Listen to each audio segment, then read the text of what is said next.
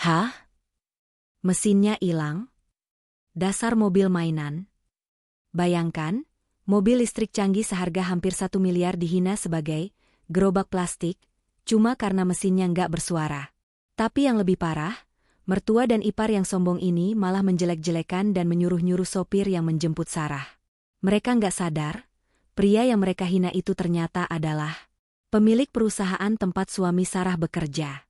Gimana nasib mereka saat tahu kalau sopir itu bisa memiskinkan mereka dalam 1 detik?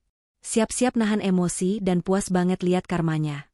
Tapi sebelum kita masuk ke drama panasnya, jangan lupa tekan tombol like-nya dulu ya, biar rezeki kalian makin lancar hari ini. Pastikan juga kalian sudah subscribe dan nyalakan loncengnya biar nggak ketinggalan cerita seru setiap hari. Oh iya, Mimin pengen tahu nih, kalian dengerin cerita ini dari kota mana aja? Coba absen di kolom komentar ya. Siapa tahu ada yang satu daerah. Oke, pasang sabuk pengaman kalian, tarik napas, kita mulai ceritanya. Plah, plah. Suara tepukan keras menggema di halaman rumah. Rian, adik ipar Sarah yang paling sok jagoan, sedang menepuk kap mesin mobil tua kebanggaannya dengan penuh nafsu, seolah benda berkarat itu adalah emas murni. Keringat bercucuran di dahinya saat ia memoles ket mobil keluaran tahun 2000-an yang sudah mulai kusam dan penuh baret itu. Dengar tuh bunyinya, SIS. Teng, teng. Garing banget kan? Ini baru namanya mobil laki. Seru Rian dengan nada sombong yang meledak-ledak. Matanya berbinar menatap adiknya, Siska, yang duduk santai sambil main HP. Besi asli, tebal, anti penyok. Gak kayak mobil-mobil zaman now yang bahannya kayak kaleng kerupuk. Senggol dikit, langsung bye-bye. Siska yang memang hobi memuji buta langsung menimpali dengan nada cempreng yang dibuat-buat. Iya dong, Mas Rian.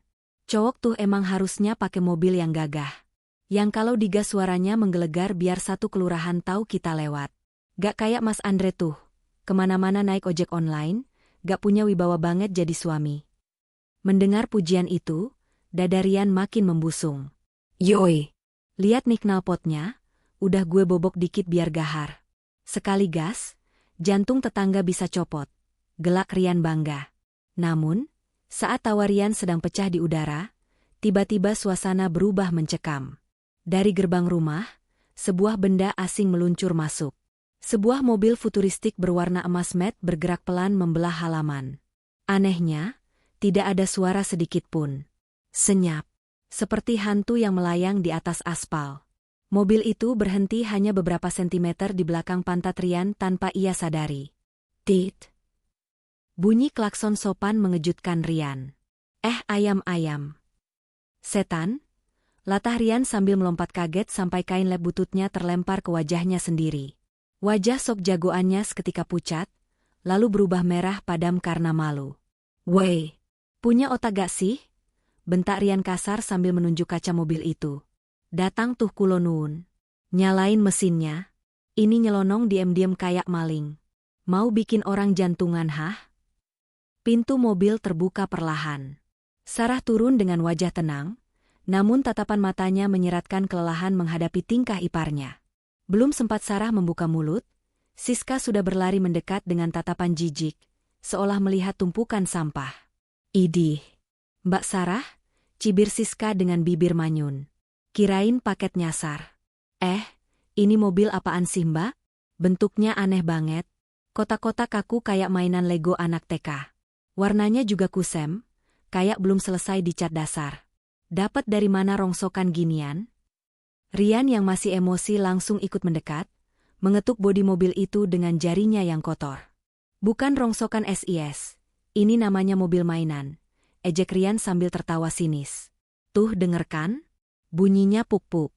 Plastik nih. Fix ini bodi plastik ember. Sar, lo ketipu sales mana beli mobil ginian? Knalpotnya mana? Lubang anginnya mana? Jangan bilang ini mobil bekas tabrakan yang didempul asal-asalan. Sarah menghela napas panjang, mencoba tetap sabar. Mas Rian, Siska, ini bukan plastik. Ini mobil listrik Hyundai Ioniq. Memang tidak ada knalpotnya karena tidak pakai bensin. Ini teknologi. Halah, teknologi endasmu, potong Rian kasar. Tawa meremehkannya makin keras. Bilang aja mobil murah. Gak usah sok-sokan pakai istilah listrik. Palingan ini akinya aki motor kan? Gue yakin ini kalau dibawa nanjak dikit, langsung mundur. Mesinnya pasti seukuran dinamo Tamiya. Ngaku aja Sar, lo beli ini kiloan di pasar loakan. Keributan penuh hinaan itu akhirnya memancing sang penguasa rumah keluar. Pintu depan terbanting keras, dan Buning muncul dengan wajah garang. Mata elangnya langsung menatap tajam ke arah Sarah, siap menelan menantunya itu hidup-hidup. Suasana yang tadinya panas karena matahari, mendadak berubah menjadi dingin mencekam saat Buning melangkah keluar. Mertua galak itu menatap mobil futuristik Sarah dengan tatapan seolah melihat bangkai tikus di ruang tamu. Rian dan Siska yang tadi berisik, kini berdiri di belakang ibunya, siap menjadi kompor yang akan meledakkan situasi. Buning berjalan pelan mengelilingi mobil itu. Jari telunjuknya menyentuh bodi mobil, lalu ia mengusapnya ke baju seolah baru saja menyentuh debu najis. Jawab pertanyaan ibu, Sarah? Bentak Buning tiba-tiba, membuat Sarah tersentak. Andre itu gajinya cuma UMR. Buat bayar listrik rumah ini aja sering nunggak. Terus tiba-tiba kamu bawa pulang benda aneh ini? Kamu pikir ibu bodoh? Sarah mencoba menjawab dengan suara bergetar namun tetap sopan. Bu, ini bukan beli pakai uang Mas Andre. Ini hadiah dari keluarga saya, bapak saya yang... Halah. Alesan basi, potong Siska dengan suara cemprengnya yang menyakitkan telinga. Ia maju selangkah, menatap Sarah dengan sorot mata merendahkan. Keluarga kamu kan orang kampung, Mbak. Mana mungkin mampu beli mobil? Palingan juga bapak kamu jual sawah warisan satu-satunya. Terus kamu beliin mobil plastik ginian biar kelihatan gaya di kota? Durhaka banget sih jadi anak. Rian tertawa sinis, lalu membisikkan racun ke telinga ibunya. Bukan, SIS. Kalau jual sawah MAH dapetnya sapi, bukan mobil mainan. Gue curiga nih Bu. Lihat deh, mobil ini gak ada suaranya, warnanya aneh. Jangan-jangan ini hasil kerja lembur si Sarah tiap malam. Mendengar hasutan kedua anaknya yang berbisa itu, mata Buning semakin gelap. Baginya, menantu yang diam dan penurut seperti Sarah adalah sasaran empuk untuk disalahkan. Tanpa pikir panjang, Buning langsung menuding wajah Sarah. Benar kata Rian. Ngaku kamu. Kamu jadi simpanan om-om kan? Kamu jual diri demi gaya hidup. Dasar wanita murahan. Pantesan sering izin keluar rumah, ternyata menjajakan diri. Wajah Sarah memerah menahan tangis. Harga dirinya serasa diinjak-injak. Jaga bicara ibu. Demi Tuhan saya tidak serendah itu. Mobil ini mobil listrik, Bu. Harganya tidak murah, dan saya mendapatkannya dengan cara halal. Tolong jangan fitnah saya di depan tetangga. Namun, pembelaan Sarah justru dianggap sebagai tantangan. Wajah Buning memerah padam. Ia merasa wibawanya sebagai mertua dilawan oleh menantu miskin. Dengan penuh rasa jijik, Buning mengumpulkan ludah di mulutnya. Cuih. Buning meludah tepat ke arah ban depan mobil Sarah. Halal katanya? Barang sampah kayak gini kamu banggakan? Teriak Buning lantang. Dengar ya Sarah. Asal kamu tahu, mobil tanpa suara mesin kayak gini, di mata ibu cuma mainan anak TK. Tidak ada harganya. Mobil Rian itu baru mobil orang kaya, suaranya gagah. Kalau kamu masih mau tinggal di sini, singkirkan sampah ini dari halamanku sekarang juga. Bikin sepet mata. Tuh dengerin, ibu udah sabda, timpal Rian sambil berkacak pinggang. Lagian malu-maluin komplek. Ada mobil bentuknya kotak sabun gini parkir di sini. Jatuhin pasaran rumah kita aja. Sarah menunduk dalam-dalam. Tangannya mengepal kuat menahan air mata, agar tidak tumpah di depan orang-orang jahat ini. Ia ingin sekali berteriak bahwa harga satu ban mobil ini bisa untuk merenovasi rumah butut mertuanya itu sampai kinclong. Tapi ia ingat pesan ayahnya untuk tetap rendah hati. Namun, kesabaran manusia ada batasnya. Dan batas itu baru saja diludahi oleh ibu mertuanya sendiri. Dengan hati hancur, Sarah berbalik badan dan berlari masuk ke dalam rumah, meninggalkan kunci mobilnya yang tergeletak pasrah di atas meja teras. Melihat kunci itu ditinggal pemiliknya, mata Siska langsung berbinar licik. Ia menyenggol lengan kakaknya. Mas Rian, kuncinya ditinggal tuh. Penasaran gak sih seberapa bobrok dalamnya? Rian menyeringai lebar, sebuah ide jahat muncul di kepalanya.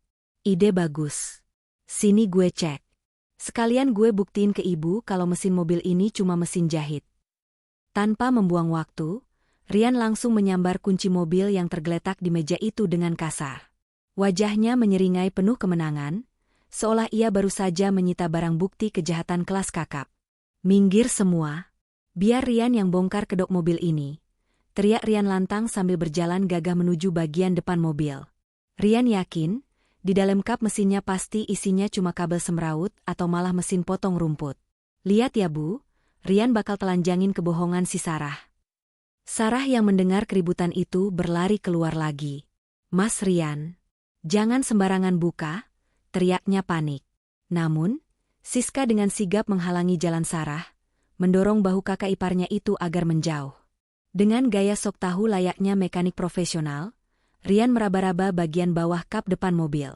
Dahi Rian berkerut bingung karena tidak menemukan tuas yang biasa ada di mobil tuanya. Setelah beberapa kali salah pegang dan mengumpat pelan, akhirnya terdengar bunyi, klik, halus.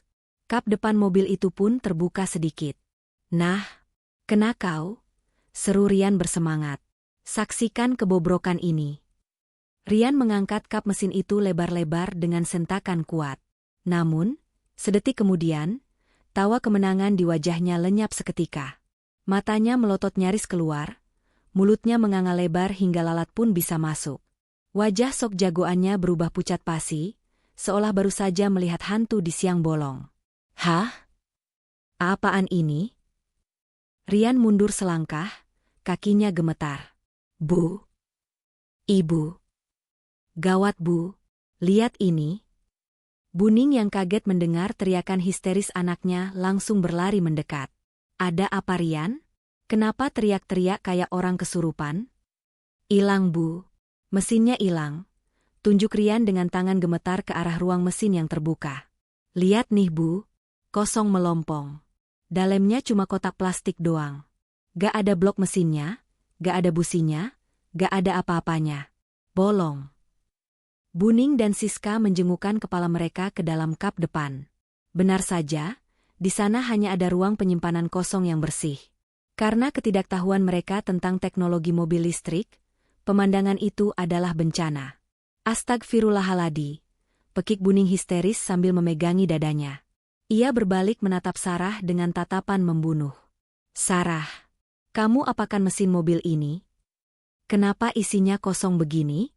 Kamu jual ya? Siska langsung menyambar dengan nada provokatif. Ya ampun, dasar kriminal. Pantesan tadi mobilnya gak ada suaranya, ternyata emang gak ada mesinnya. Wah, parah banget Mbak Sarah. Mas Andre pasti ditipu mentah-mentah atau malah diajak sekongkol. Beli mobil tapi dapet cangkangnya doang. Mesinnya pasti udah digadai buat belanja tas branded kan? Sarah memijat pelipisnya yang pening. Ia berusaha menjelaskan logika sederhana pada orang-orang yang sudah tertutup hatinya. Ya Allah, dengerin dulu penjelasan saya. Itu namanya frunk, singkatan dari front trunk atau bagasi depan. Mobil listrik itu mesinnya ada di bawah, dekat roda, bukan di depan seperti mobil tua Mas Rian. Halah, jangan ngeles. Potong Rian dengan nada tinggi, merasa kepintarannya diremehkan. Mana ada mobil mesinnya di roda? Lu kira sepeda listrik? Udah jelas-jelas kapnya di depan, ya mesinnya harus di depan. Jangan bodoh-bodohin kita ya. Gue ini anak motor, gue tahu mesin. Buning mengibaskan tangannya, sudah tidak mau mendengar apa-apa lagi. Cukup. Ibu sudah muak dengar alasan kamu. Rian, bawa mobil rongsokan ini keluar sekarang juga. Bawa ke bengkel kenalan kamu. Cek apakah kerangkanya masih laku dijual kiloan. Daripada jadi bangkai menuh-menuhin garasi ibu. Mendapat perintah itu, Rian langsung merasa di atas angin. Siap Bu. Tenang aja, Rian bakal bawa ke bengkel Bang Jago. Biar dibongkar sekalian. Tapi karena mesinnya gak ada, ini kayaknya harus kita akalin biar jalan. Siska, ayo ikut. Kita bawa kabur barang bukti ini sebelum Sarah nyembunyiin lagi. Tanpa mendengarkan teriakan larangan dari Sarah, Rian dan Siska nekat masuk ke dalam mobil mewah itu. Mereka tidak tahu bahwa membawa mobil listrik tanpa pengetahuan adalah awal dari petaka konyol yang akan mempermalukan mereka seumur hidup.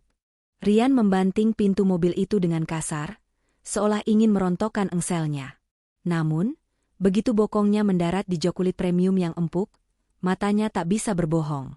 Ia terbelalak melihat interior mobil yang sangat futuristik. 2 layar lebar membentang dari setir hingga ke tengah, tanpa ada tombol-tombol fisik yang biasa ia pencet di mobil tuanya. Buset! Gumam Rian tanpa sadar. Namun, gengsinya terlalu tinggi untuk mengakui kekagumannya. Kenapa, Mas? Bagus ya? Tanya Siska yang juga celingukan melihat atap kaca panoramik di atas kepalanya. Rian langsung mengubah ekspresinya menjadi sinis. Bagus apanya? Ini MAH norak. Lihat nih SIS. Layar semua. Berasa masuk warnet, bukan masuk mobil. Pasti ini buat nutupin mesinnya yang kopong. Makanya dikasih TV layar tancap biar kita lengah. Dengan gaya sok tahu, Rian mencari lubang kunci di bawah setir. Tangannya meraba-raba kosong. Lah, lubang kuncinya mana? Sialan, mobil ini beneran produk gagal. Kuncinya aja gak ada lubangnya. Umpat Rian kesal. Siska menunjuk tombol bulat bertuliskan start-stop. Itu Mas, kayaknya pencet itu deh. Kayak nyalain kompor gas modern. Gue juga tahu kali. Bentak Rian menutupi malunya. Ia menekan tombol itu dengan jempolnya yang kasar. Kling. Layar menyala menampilkan grafis canggih. AC langsung berhembus dingin secara otomatis. Indikator, ready, berwarna hijau menyala di panel instrumen. Tapi, masalahnya cuma satu, hening. Tidak ada suara, brem-brem, atau getaran mesin sama sekali. Rian menunggu sesaat. 1 detik. 2 detik. Loh? Kok diam aja? Rian menepuk setir dengan frustrasi. Tuh kan, rusak. Udah dipencet gak mau nyala mesinnya. Bener-bener rongsokan. Akinya soanih pasti. Coba digas Mas, saran Siska ragu-ragu. Rian menginjak pedal gas sedikit. Masih hening. Gak ada getarannya, SIS. Mobil mati kok disuruh jalan. Dasar mobil bisu. Kepanikan Rian bertambah saat tangan kirinya bergerak ke arah tengah, di antara jok pengemudi dan penumpang, mencari tuas persneling, gigi, untuk memasukkan gigi 1. Namun, tangannya hanya menepuk udara. Konsol tengah itu kosong, hanya ada tempat menaruh minum. Setan alas. Rian berteriak kaget sampai Siska ikut terlonjak. Kenapa lagi sih Mas? Persnelingnya hilang, SIS. Gila. Sumpah ini mobil terkutuk. Mesin hilang, sekarang tuas giginya juga dicuri. Ini gimana cara jalannya kalau gak bisa masuk gigi? Rian meraba-raba lantai mobil dan kolong jok dengan panik, mencari batang besi yang biasa ia mainkan. Di luar, Sarah melihat tingkah kakak iparnya yang seperti orang gila di dalam mobil, menepuk-nepuk dashboard dan meraba-raba lantai, sambil geleng-geleng kepala. Sarah ingin mengetuk kaca untuk memberitahu bahwa tuas transmisinya ada di balik setir, seperti tuas wiper, tapi Rian sudah terlanjur emosi. Entah karena keberuntungan atau kesialan, tangan Rian yang gerasak-gerusuk di area setir tidak sengaja memutar tuas transmisi di kolom kemudi ke posisi D, drive. Tiba-tiba, mobil itu bergerak maju perlahan tanpa suara. Gerak sendiri. Rian panik bukan main. Kakinya refleks menginjak rem, lalu melepasnya lagi karena bingung. Mas, mobilnya jalan. Hantunya yang dorong Mas, pekik Siska ketakutan. Bukan hantu bego, ini remnya blong kali. Atau bannya ngegelinding karena jalannya miring. Rian berusaha mengendalikan setir dengan keringat dingin bercucuran sebesar biji jagung. Pegangan SIS. Kita bawa rongsokan bisu ini ke bengkel Bang Jago sebelum meledak. Biar gue paksa jalan pakai tenaga dalam. Mobil seharga hampir 1 miliar itu pun melaju keluar gerbang dengan cara yang menyedihkan. Disetir oleh orang yang mengira mobil itu bergerak karena jalanan miring. Meninggalkan Sarah yang menatap nanar sambil memegang HP, bersiap menelpon seseorang. Mobil mewah itu meluncur di jalan raya kota dengan kecepatan yang tidak stabil. Di dalam kabin yang kedap suara, suasana justru terasa horor bagi Rian dan Siska. Ketiadaan suara mesin membuat mereka bisa mendengar detak jantung mereka sendiri yang berpacu karena panik. Sumpah, gue gak nyaman banget nyetir ginian. keluh Rian sambil mencengkeram setir dengan kaku. Keringat dingin mulai membasahi punggungnya. Rasanya kayak naik peti mati berjalan. Hening banget. Yes. Gak ada feel lakinya sama sekali. Jangan-jangan remnya juga gak pakem nih. Siska duduk meringkuk di kursi penumpang, sambil memeluk tasnya erat-erat. Matanya liar memperhatikan jalanan dan dashboard yang penuh angka digital asing. Iya mas, aku jadi merinding. Biasanya kan mobil kalau jalan ada greng-grengnya. Ini sunyi banget kayak lagi di kuburan. Mas, jangan ngebut-ngebut ngeri meledak. Masalah bertambah saat Rian mengangkat kakinya dari pedal gas. Fitur regenerative braking, pengisian daya otomatis saat deselerasi, membuat mobil itu terasa mengerem mendadak dengan kuat, seolah ada yang menarik dari belakang. Waduh! Rian berteriak kaget saat badannya terpental sedikit ke depan. Kenapa mas? Nabrak? Kita nabrak? Jerit Siska histeris. Enggak. Mobilnya ngerem sendiri. Rian menginjak gas lagi dengan kasar, membuat mobil menyentak maju, lalu melepasnya lagi, membuat mobil mengerem mendadak lagi. Kepala mereka terangguk-angguk seperti boneka dashboard. Sialan, ini pasti kanvas remnya udah karatan atau gancet. Maki Rian dengan sok tahu. Setiap gas dilepas, rasanya berat banget kayak ada hantu yang nahan ban belakang. Bener-bener rongsokan. Sarah pasti beli mobil bekas banjir nih. Tiba-tiba, bunyi peringatan yang nyaring memenuhi kabin. Ting, ting. Sebuah indikator baterai berwarna kuning berkedip di layar utama, menandakan daya tinggal 15%. Namun, bagi Rian dan Siska yang gaptek, simbol baterai itu diterjemahkan lain. Mas, bunyi apaan tuh? Rian melirik panik ke layar. Itu gambar baterai. Warnanya kuning. Wah gawat SIS. Ini pasti akinya mau meledak atau bensinnya udah sekarat banget. Bensin? Siska membelalakan mata. Tapi kan tadi katanya listrik mas. Lu jangan percaya omongan si Sarah. Bentak Rian, kembali ke logika purbanya. Mana ada mobil jalan cuma pakai listrik? Pasti ada bensin cadangannya buat mesin utama. Itu lihat, indikatornya udah kedap-kedip panik gitu. Kita harus cari pom bensin sekarang juga sebelum kita mogok di tengah jalan dan diketawain orang. Itu mas. Di depan ada SPBU. Tunjuk Siska penuh semangat saat melihat pelang merah putih Pertamina di kejauhan. Oke. Pegangan SIS. Kita isi full tank pakai Pertamax Turbo biar mesinnya kaget. Biar Sarah tahu, kalau mobil itu dikasih minum yang bergizi, bukan dicolok listrik kayak setrikaan. Dengan penuh percaya diri yang salah alamat, Rian memutar setir, mengarahkan mobil listrik seharga hampir 1 miliar itu masuk ke antrian pompa bensin, menjemput rasa malu yang akan segera mereka alami. Mobil Hyundai Ioniq 5 itu masuk ke area SPBU dengan gaya yang sangat tidak elegan. Karena belum terbiasa dengan remnya, Rian menginjak pedal terlalu dalam hingga mobil berhenti mendadak tepat di depan mesin dispenser Pertamax. Cheat. Kepala Siska nyaris membentur dashboard. Aduh mas. Pelan-pelan kek. Diam SIS.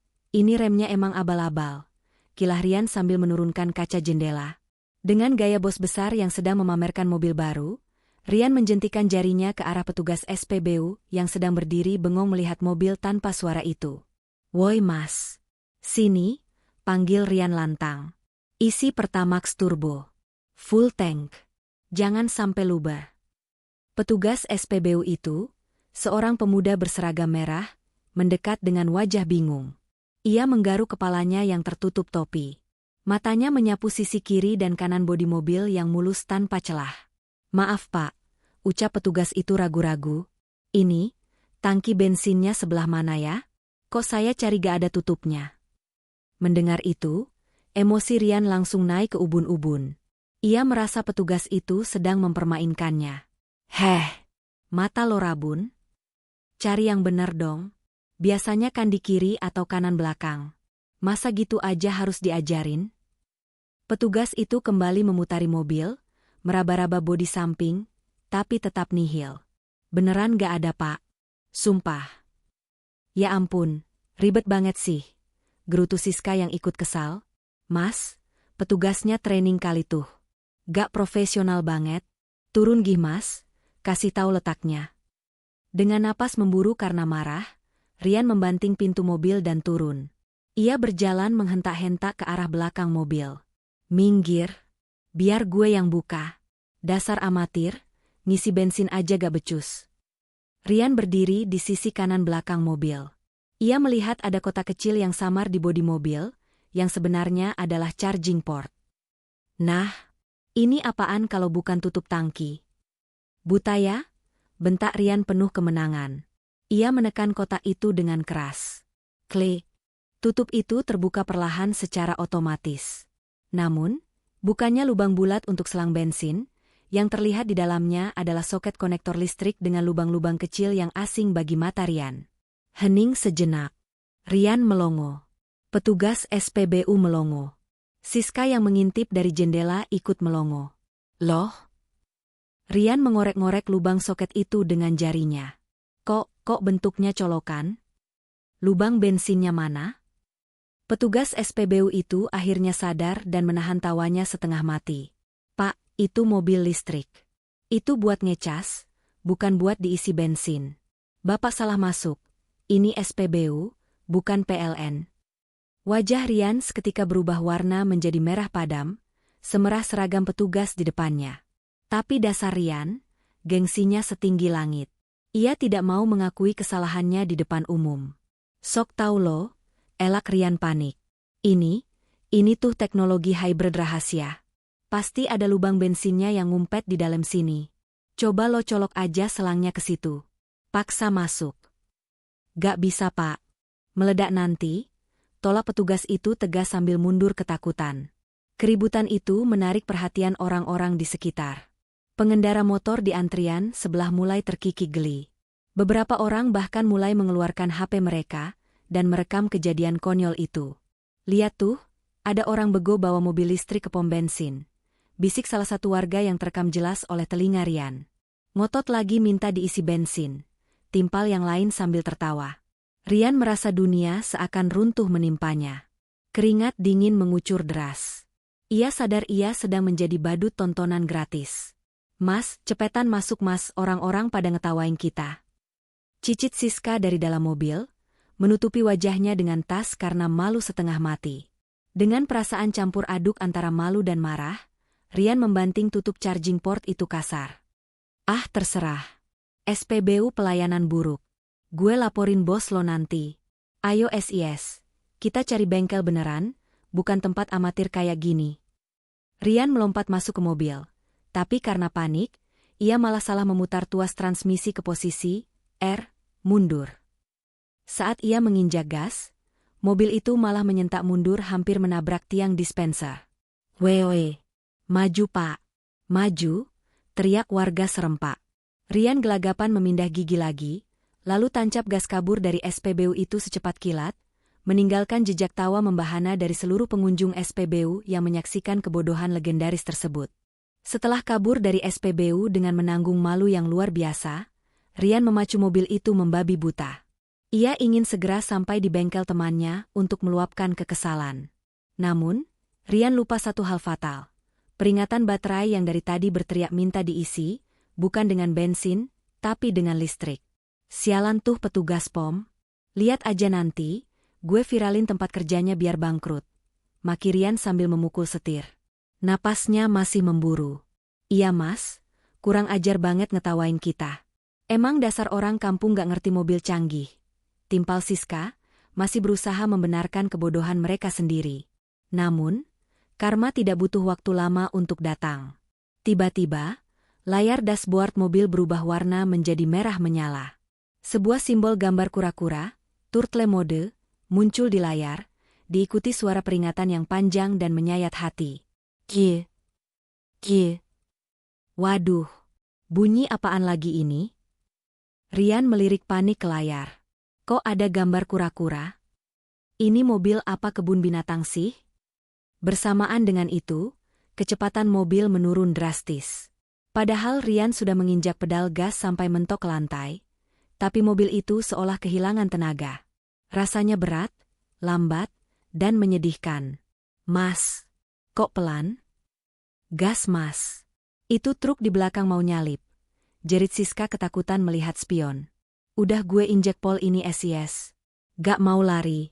Sialan, mesinnya beneran jebol gara-gara gak diisi bensin tadi. Teriak Rian frustrasi. Kakinya memompa pedal gas sia-sia. Mobil yang tadinya gagah itu, kini merayap pelan di pinggir jalan raya yang panas terik. Dan petaka belum berhenti di situ. Demi menghemat sisa daya terakhir untuk sistem keselamatan, komputer mobil secara otomatis mematikan sistem yang memakan banyak energi, termasuk AC. ZHD. Hembusan angin sejuk dari AC tiba-tiba mati total. Loh? Mas? Kok panas? Siska mengipas-ngipas wajahnya dengan tangan. AC-nya mati mas. Nyalain lagi dong, ini panas banget gila. Gak bisa SIS. Tombolnya gak ngerespon. Rian memencet-mencet layar dengan brutal. Aduh, mati gue. Ini mobil atapnya kaca semua, gak ada AC, kita kayak dipanggang dalam oven. Sinar matahari siang bolong menembus atap panoramic vision yang luas itu tanpa ampun. Dalam hitungan menit, kabin mobil mewah itu berubah menjadi neraka kaca. Keringat Rian bercucuran membasahi jok kulit mahal itu, sementara make-up tebal Siska mulai luntur meleleh di pipinya. Dan akhirnya, mimpi buruk itu terjadi. Mobil tersendat-sendat beberapa kali, lalu berhenti total di pinggir jalan yang sepi, jauh dari pemukiman. Layar dashboard menjadi gelap gulita. Mati. Hening. Yah, kok berhenti? Rian menepuk setir tak percaya. Ayo dong nyala. Jangan mogok di sini. Siska mulai menangis. Mas ini sepi banget panas, aku takut mas. Gimana kalau ada begal? Rian yang gengsinya sudah hancur lebur akhirnya meledak marah. Menyalahkan satu-satunya orang yang tidak ada di sana. Ini semua gara-gara Sarah, teriak Rian di dalam mobil yang mulai terasa sesak. Dia pasti ngasih mobil rusak ke kita. Dasar ipar durhaka. Lihat aja, kalau gue sampai rumah, gue bakar mobil rongsokan ini. Tapi teriakan Rian percuma. Mereka kini terdampar di tengah panas. Di dalam mobil mati yang pintunya terkunci otomatis karena sistem kelistrikan padam, dan mereka tidak tahu cara membuka kunci daruratnya. Panas di dalam kabin mobil sudah seperti sauna neraka. Napas Rian dan Siska mulai sesak.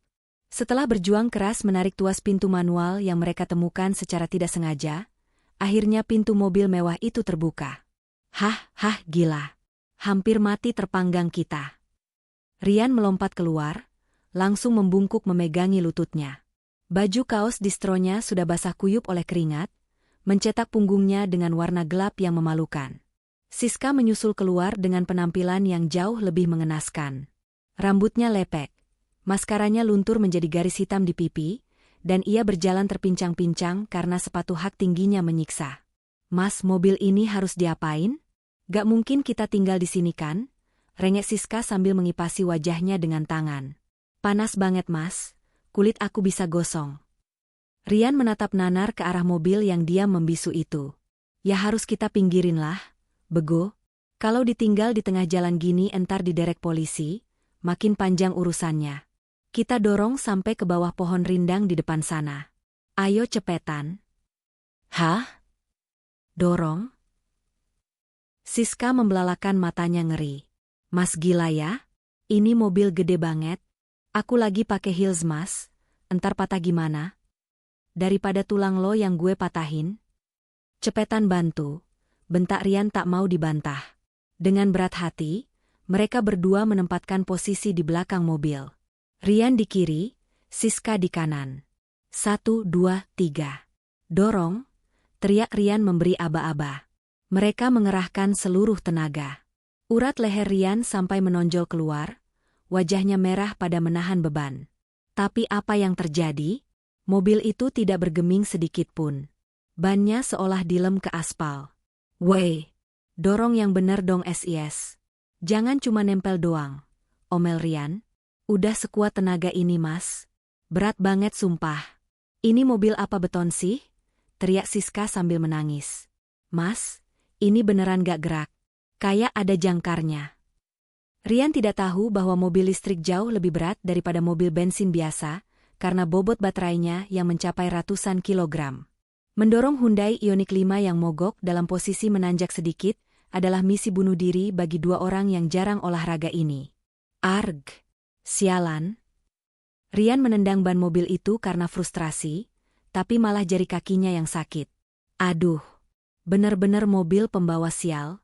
Sarah anjing. Awas aja nanti. Saat mereka sedang ngos-ngosan mengatur napas, sebuah pemandangan ironis lewat di depan mata mereka. Seorang kakek tua pengumpul rongsokan lewat dengan santai mengayuh sepedanya yang penuh muatan kardus. Kring, kring. Bunyi bel sepeda si kakek. Si kakek berhenti sebentar, menatap iba pada dua anak muda dan mobil mewah mereka. Mogok ya mas? Mobil bagus kok didorong? Berat lo itu. Mending naik becak saya aja. Mendengar sindiran polos itu, harga diri Rian hancur berkeping-keping. Berisik lu kek. Jalan aja sana. Gak usah ikut campur urusan orang kaya. Si kakek hanya geleng-geleng kepala dan berlalu pergi, meninggalkan Rian dan Siska yang kembali berjuang mendorong mobil. Bangkai, itu inci demi inci. Keringat bercucuran, kaki gemetar, dan gengsi yang sudah rata dengan tanah. Inilah hukuman pertama bagi mereka yang sombong tapi tak berilmu. 20 menit berlalu seperti seabad bagi Rian dan Siska. Saat lidah mereka rasanya sudah kering kerontang, sebuah mobil SUV hitam legam akhirnya muncul dari kejauhan. Mobil itu melaju tenang dan berhenti tepat di depan bangkai Hyundai Ioniq 5 yang mogok. Kaca jendela turun. Terlihat wajah Sarah yang cemas di kursi penumpang depan. Mas Rian. Siska. Kalian gak apa-apa? Seru Sarah begitu turun dari mobil. Bukannya menjawab salam atau berterima kasih, Rian langsung menyerbu Sarah seperti orang kesurupan. Ia merampas botol air mineral dingin yang dipegang Sarah dengan kasar. Lama banget sih lo. Bentak Rian setelah menenggak air itu sampai habis dalam hitungan detik. Ia melempar botol kosong itu ke kaki Sarah. Lo sengaja ya biar gue mati kepanasan di sini? Lihat tuh adek gue sampai mau pingsan. Sarah memungut botol itu dengan sabar. Maaf mas, tadi jalanan macet. Lagian Mas Rian kenapa bisa sampai kehabisan baterai di sini? Padahal... DM. Gak usah ceramah. Potong Siska yang kini sudah ikut merebut botol minum kedua. Mbak Sarah tuh emang niat ngerjain kita kan? Ngasih mobil rusak, AC mati, mesin hilang. Pokoknya aku gak mau tahu, Mbak harus ganti rugi biaya skincare aku yang luntur ini. Saat Rian dan Siska sibuk memaki Sarah, pintu pengemudi mobil SUV hitam itu terbuka. Turunlah seorang pria bertubuh tegap, mengenakan kemeja hitam polos yang digulung sesiku dan kacamata hitam. Auranya dingin dan mengintimidasi. Itu adalah Erlangga, kakak kandung Sarah, pemilik perusahaan raksasa tempat suami Sarah bekerja. Namun, di mata Rian yang buta status sosial, pria itu hanyalah sopir taksi online atau teman Sarah yang numpang lewat. Erlangga berjalan mendekat, berdiri tegak di samping Sarah tanpa mengucapkan sepatah kata pun. Di balik kacamata hitamnya, ia menatap tajam kelakuan ipar adiknya itu. Rian yang merasa risih dilihatin, langsung menunjuk wajah Erlangga dengan dagunya. Heh, mas, ngapain bengong di situ? Lo sopirnya Sarah kan? Atau pacar gelapnya? Bodoh amatlah. Cepetan angkut barang-barang gue di mobil mogok itu pindahin ke mobil lo. Jangan diam aja kayak patung. Sarah terbelalak kaget. Mas Rian, jaga sopan santun. Ini Mas Erlangga, dia? Halah, gak penting siapa namanya. Potong Rian meremehkan. Ia melempar kunci mobil Ioniq itu ke arah dada Erlangga. Nih kuncinya. Urusin tuh mobil rongsokan. Telpon derek kek, dorong kek, terserah. Gue sama Siska mau duduk di dalam mobil yang adem. Awas kalau lecet. Erlangga menangkap kunci itu dengan satu tangan. Gerakannya cepat dan efisien. Ia tidak marah, bibirnya justru menyunggingkan senyum tipis yang mengerikan. Senyum seseorang yang sedang melihat semut menantang gajah. Baik, Tuan, ucap Erlangga dengan suara berat dan tenang, penuh sarkasme yang tidak disadari Rian. Silakan masuk. Biar saya yang urus sampah ini. Rian mendengus bangga, merasa seperti bos besar. Nah, gitu dong. Punya sopir tuh yang cekatan. Ayo SIS, masuk. Biarin si Sarah sama sopirnya ngurusin bangkai mobil ini. Tanpa rasa bersalah, Rian dan Siska masuk ke mobil SUV Erlangga, menyalakan AC sampai maksimal, dan membiarkan Sarah serta sopir barunya berdiri di tengah panas terik matahari. Mereka tidak sadar, mereka baru saja memerintah orang yang bisa membeli harga diri mereka beserta seluruh keluarganya dalam satu jentikan jari. Setengah jam kemudian, Rian dan Siska terkapar di pinggir jalan, berlindung di bawah bayangan pohon yang kurus kering. Mereka seperti dua lembar kerupuk yang layu terkena angin. Wajah Siska cemong oleh lunturan maskara, sementara Rian sudah bertelanjang dada, mengibaskan kaosnya yang basah kuyup karena keringat. "Mas air mas aus." Rengek Siska dengan suara serak, bibirnya pecah-pecah. "Aku mau mati rasanya, tenggorokan aku kayak nelen pasir." Rian melempar botol air mineral kosong ke tanah dengan kesal. "Diem lo, gue juga aus. Duit gue ketinggalan di mobil Andre tadi. Dompet gue kosong." Rian mengecek HP-nya. Sinyal lemah, baterai tinggal 10%. Ia mencoba mencari nomor jasa derek di Google, tapi begitu melihat harganya, matanya mendelik. Gila, derek mobil segede gaban gini biayanya 1 juta? Rampok, maki Rian. Ia sadar, ia tidak punya pilihan lain.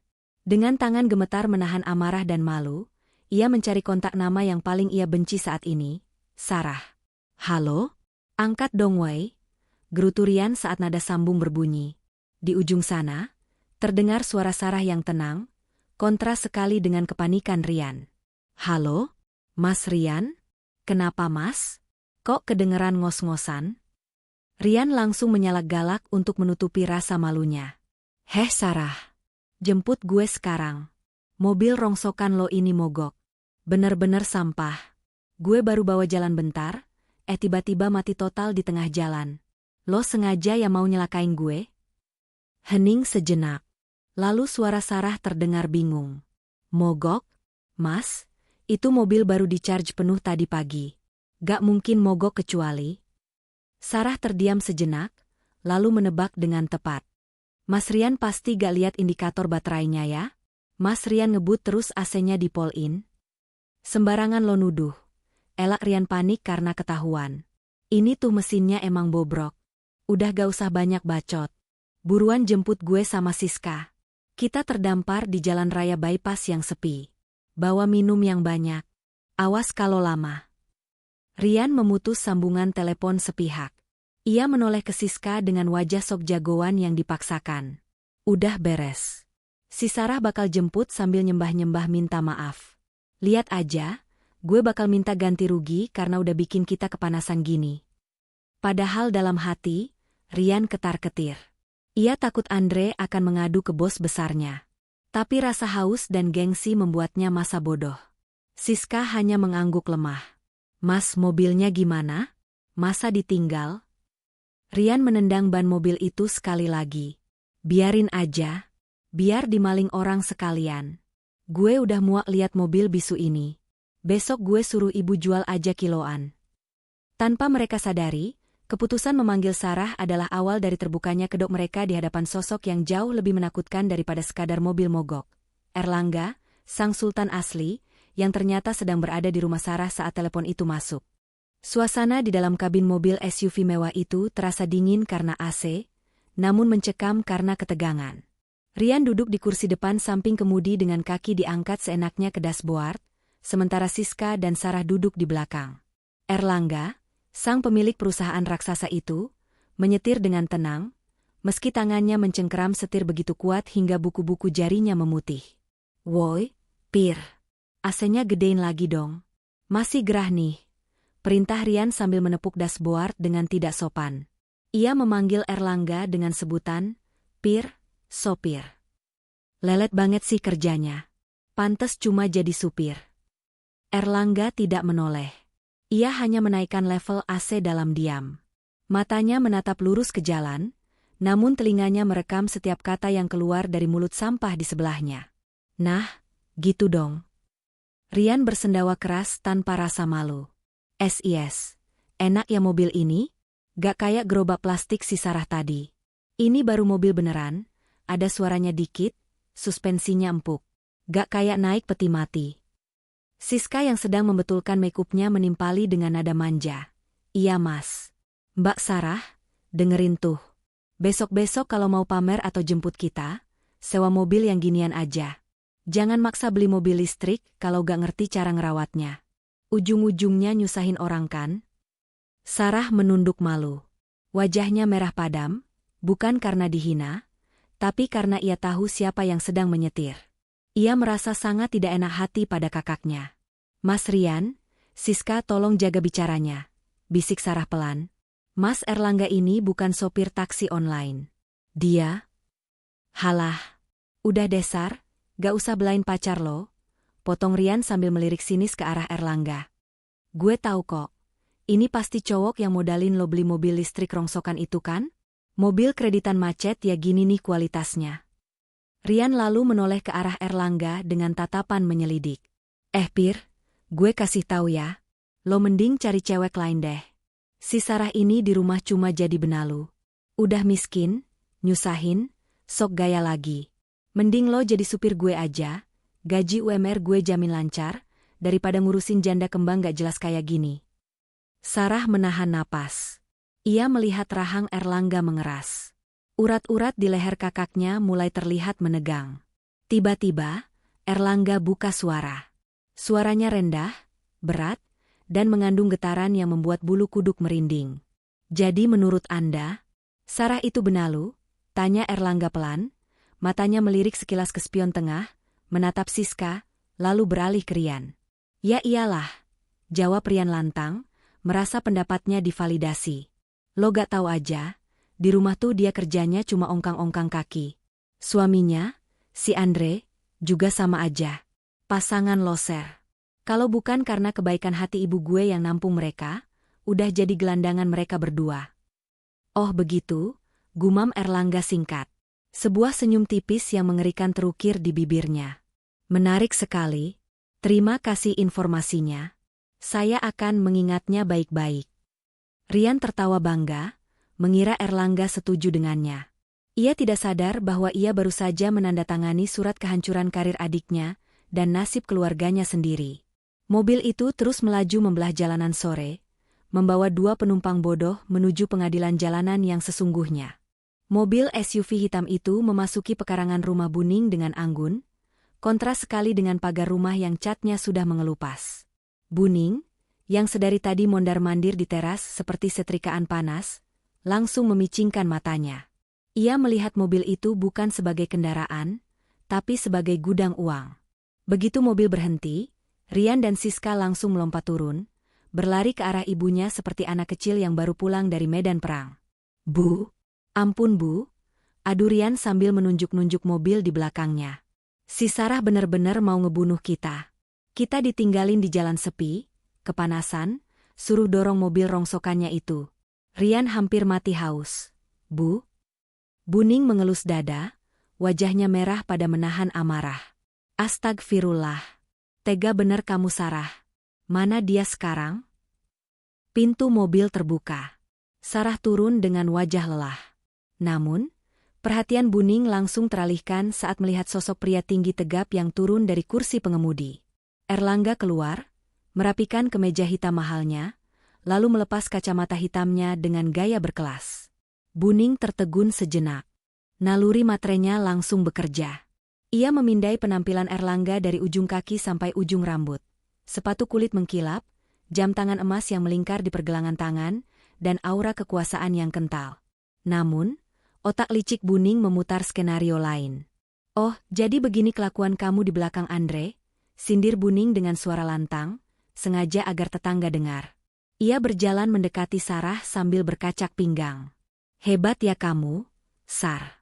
Tadi pagi bawa mobil listrik aneh, sorenya pulang diantar mobil mewah lain lagi. Sopirnya beda lagi, lebih ganteng, lebih parlente. Kamu ini sebenarnya istri orang atau piala bergilir? Sarah tersentak kaget, matanya berkaca-kaca. Astagfirullah, Ibu, jaga omongan Ibu. Ini Mas Erlangga, dia kakak. Halah, kakak-kakakan, potong Siska yang ikut mengompori. Paling juga, kakak asuh, alias gadun. Ngaku aja deh Mbak. Pantesan Mbak Sarah betah banget ngilang dari rumah. Ternyata lagi asyik main rumah-rumahan sama om-om ini kan. Rian tertawa mengejek sambil menepuk bahu Erlangga dengan tidak sopan. Tuh denger, Pir. Gue udah bilang kan? Mending lo cari cewek lain. Ibu gue aja udah tahu belangnya si Sarah. Lo cuma dimanfaatin doang buat jadi supir gratisan. Erlangga menepis tangan Rian dari bahunya dengan gerakan halus namun tegas. Tatapan matanya setajam silet, menatap Buning tepat di manik matanya. Ibu. Suara Erlangga terdengar rendah tapi menggelegar. Anda menuduh menantu Anda sendiri sebagai wanita tunasusila tanpa bukti? Apa Anda sadar konsekuensi dari ucapan Anda? Buning justru merasa ditantang. Ia meludah ke tanah, tepat di dekat sepatu mahal Erlangga. Cuy, gak usah sok menceramahiku anak muda. Ini rumahku, ini menantuku. Aku yang paling tahu busuknya dia. Kamu itu cuma orang asing yang silau sama kemolekan tubuh Sarah kan? Berapa kamu bayar dia semalam? Biar saya ganti, asal kamu bawa perempuan sialan ini pergi dari rumah saya selamanya. Duh! Jantung Sarah serasa berhenti berdetak mendengar kalimat keji itu. Ia menangis tanpa suara. Namun, di saat itulah, sebuah motor metik butut memasuki halaman rumah. Andre, suami Sarah, baru saja pulang kerja dengan wajah lelah. Andre terkejut melihat keramaian itu. Ia melihat istrinya menangis, ibunya yang berkacak pinggang, dan sosok pria tinggi yang berdiri tegak. Saat mata Andre bertemu dengan pria itu, wajah Andre pucat pasi seketika. Lututnya lemas.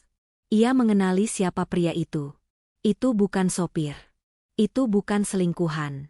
Itu adalah pemilik perusahaan tempat Andre bekerja. Itu adalah Big Boss yang fotonya terpampang besar di lobi kantor pusat. Andre memarkir motornya dengan asal-asalan. Bahkan standar motornya belum tegak sempurna, membuat motor itu nyaris ambruk. Helm di kepalanya ia lepas dengan tergesa-gesa hingga terjatuh ke tanah. Prak! Bunyi helm yang menghantam paving block membuat semua orang menoleh. Wajah Andre pucat pasi, bibirnya gemetar hebat seolah sedang melihat malaikat maut pencabut nyawa berdiri di teras rumahnya. Buning, yang tidak peka dengan ketakutan anaknya, malah menyambut Andre dengan sorak-sorai kebencian. Nah, syukur kamu pulang, Andre, seru Buning berapi-api. Lihat tuh kelakuan istrimu. Dia bawa selingkuhannya ke rumah. Laki-laki sokaya ini udah berani ngehina ibu. Hajar dia Andre, usir dia, tunjukin kalau kamu laki-laki. Rian ikut memanas-manasi. Iya mas. Sikat aja. Dia cuma supir taksi online kok. Gayanya doang selangit. Tadi di mobil gue suruh-suruh dia nurut aja kayak kerbau dicucuk hidung. Hajar mas. Andre tidak mendengarkan racauan ibu dan adiknya.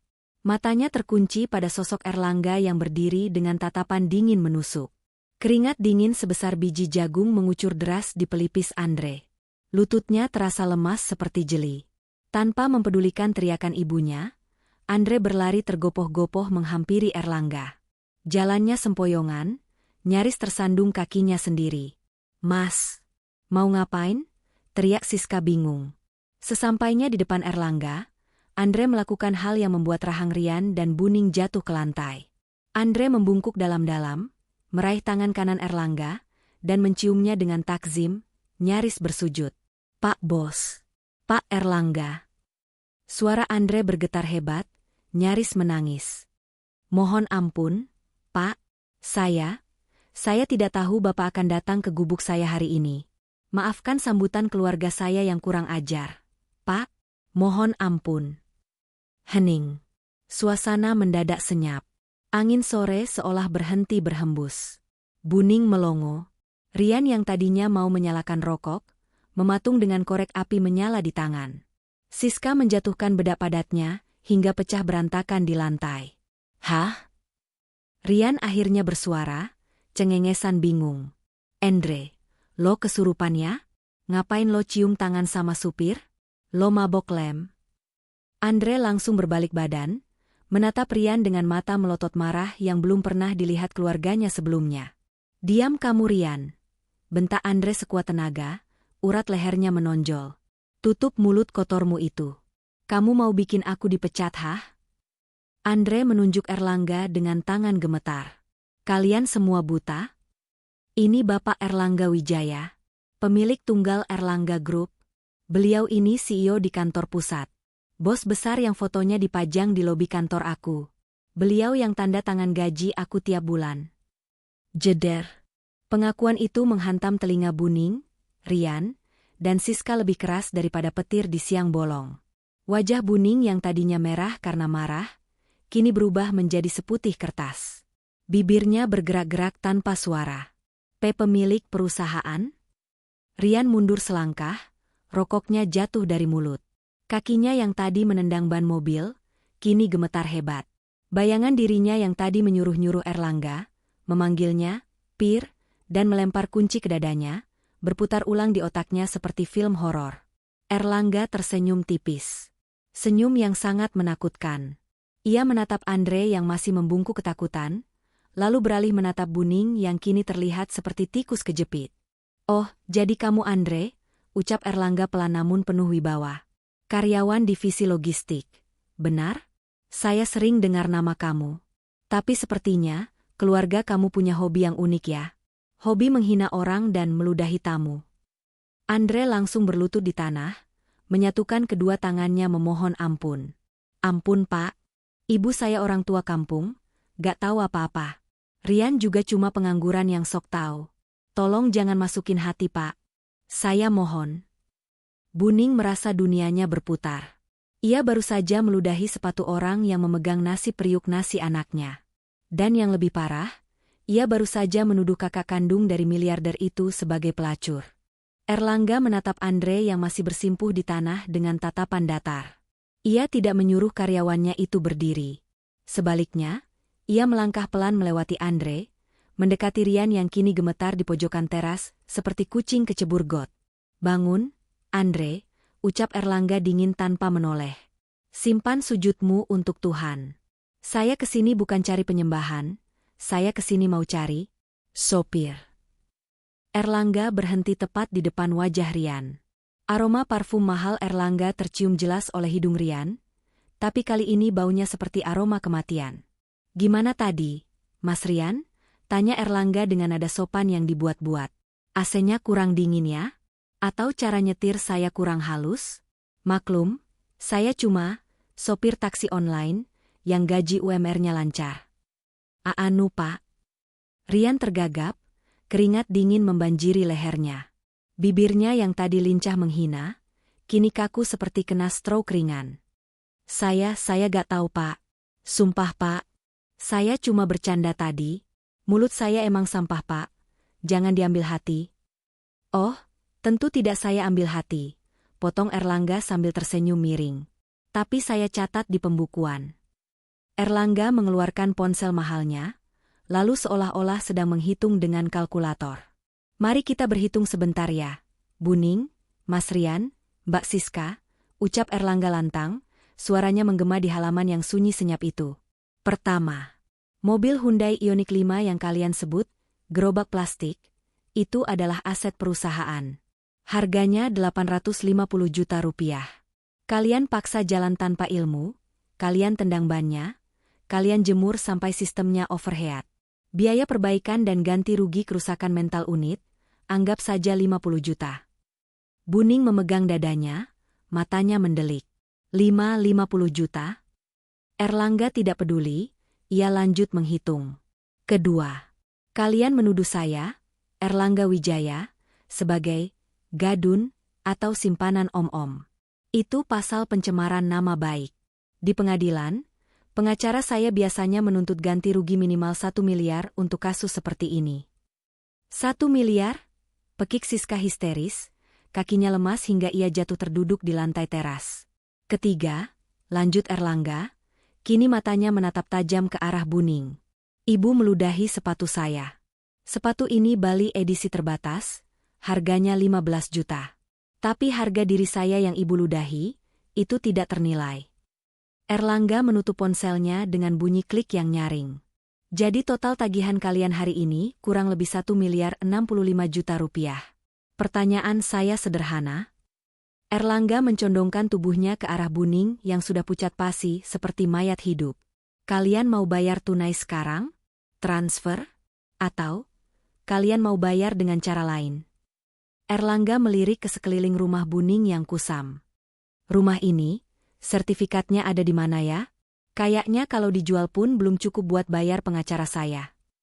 Buning langsung ambruk berlutut, menangis meraung-raung memeluk kaki Erlangga. Harga dirinya sebagai mertua galak sudah hilang tak berbekas. Ampun Pak Bos. Ampun. Jangan ambil rumah saya Pak. Ini satu-satunya harta peninggalan almarhum suami saya. Saya orang bodoh Pak. Saya orang kampung. Mulut saya emang jahat, tapi jangan miskinkan kami Pak. Kasihani Andre Pak. Dia karyawan Bapak. Andre yang masih berlutut ikut menangis.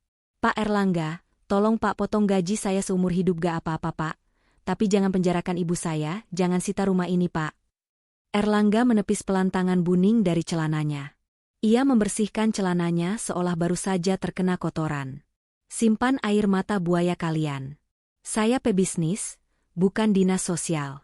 Setiap perbuatan ada harganya. Erlangga lalu menoleh ke arah Sarah yang sedari tadi diam menyaksikan karma itu bekerja. Erlangga menatap adiknya dengan lembut, sangat kontras dengan tatapannya ke keluarga Andre. Sarah, panggil Erlangga. Keputusan ada di tangan kamu. Kamu mau kakak hancurkan mereka sampai jadi debu sekarang juga? Atau kamu punya cara lain untuk menghukum manusia-manusia tidak tahu diuntung ini? Semua mata kini tertuju pada Sarah. Wanita yang tadi pagi dihina, diludahi, dan dituduh pelacur, kini memegang tombol nuklir yang bisa memusnahkan kehidupan keluarga suaminya. Suasana hening mencekam. Angin sore yang berhembus terasa menusuk tulang bagi keluarga Buning. Mata mereka semua tertuju pada Sarah. Wanita yang selama ini mereka anggap remeh, mereka suruh-suruh, dan mereka hina, kini memegang palu hakim yang menentukan nasib mereka. Sarah menarik napas panjang. Ia menatap wajah mertuanya yang sembab karena air mata, lalu beralih ke Rian dan Siska yang menunduk ketakutan, dan terakhir menatap suaminya, Andre, yang masih berlutut memohon belas kasihan. Perlahan, Sarah melangkah maju. Ia tidak berteriak, tidak memaki. Suaranya tenang, namun tegas dan dingin. Mas Erlangga, ucap Sarah pelan tanpa menoleh ke kakaknya. Tolong lupakan tagihan 1 miliar itu. Jangan sita rumah ini. Jangan penjarakan mereka. Mendengar itu, Buning langsung mengangkat kepalanya. Wajahnya berbinar penuh harapan. Alhamdulillah. Terima kasih Sarah. Ibu tahu kamu anak baik. Kamu memang menantu idaman ibu. Namun, senyum Buning lenyap seketika saat Sarah mengangkat telapak tangannya, menghentikan pujian palsu itu.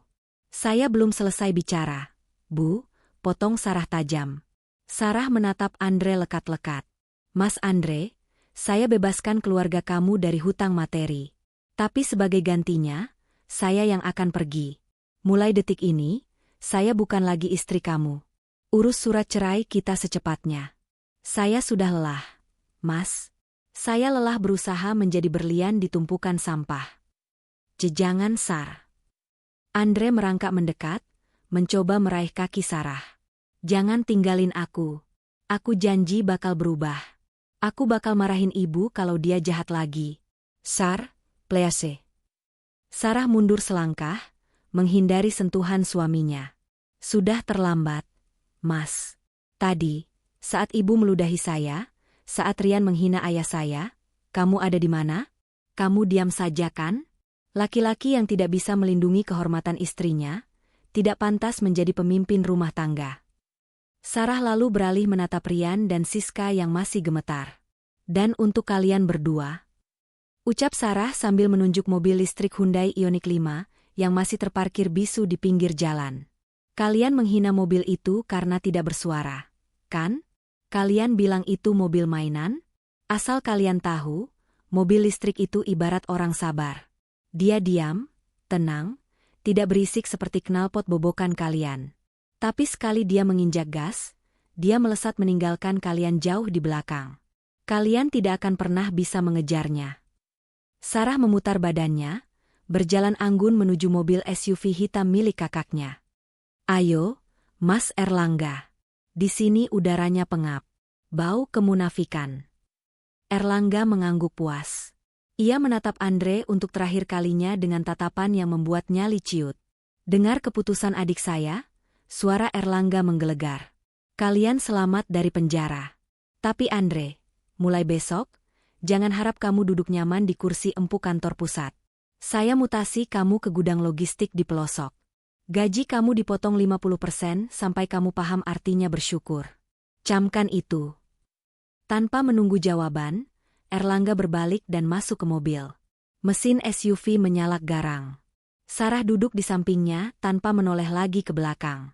Mobil mewah itu pun melaju pergi, meninggalkan debu yang beterbangan mengenai wajah Buning. Di halaman rumah yang kini terasa sepi dan suram, tinggallah penyesalan yang terlambat. Buning terduduk lemas di lantai teras, meratapi nasibnya yang kehilangan menantu kaya raya demi membela gengsi semu.